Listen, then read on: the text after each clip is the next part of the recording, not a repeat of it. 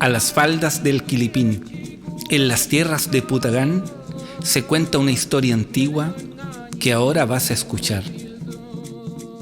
Una mujer mapuche, con fama de poderosa, sabe el arte de magia, entre otras tantas cosas.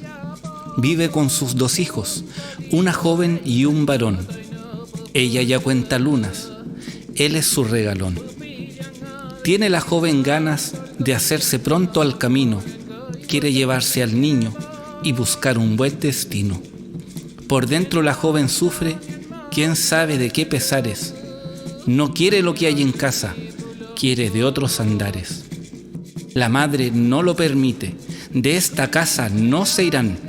No piensa quedarse sola, y si lo hacen, sufrirán.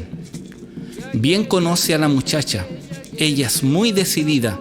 Entonces la madre grita, la joven es maldecida. Si al marcharte de esta ruca a tu hermano te llevas, nunca atrás vuelvas la vista, o en piedra te convertirás. La rebeldía es joven, y sorda es la porfía. Llevando a su pobre hermano, la chica se marcharía.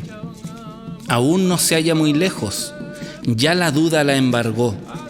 ¿Será que puedo lograrlo?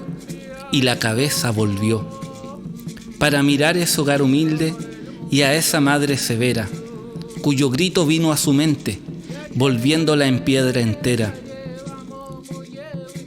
Con ella su pobre hermano, el encanto se cumplió. En una piedra 2 almas, de ahí nunca más se movió. Cada tanto a los que pasan por el camino que da a la piedra, se aparecen aquellas almas que hechizadas ahí se encuentran, y aunque algunos se asusten, esa no es su intención.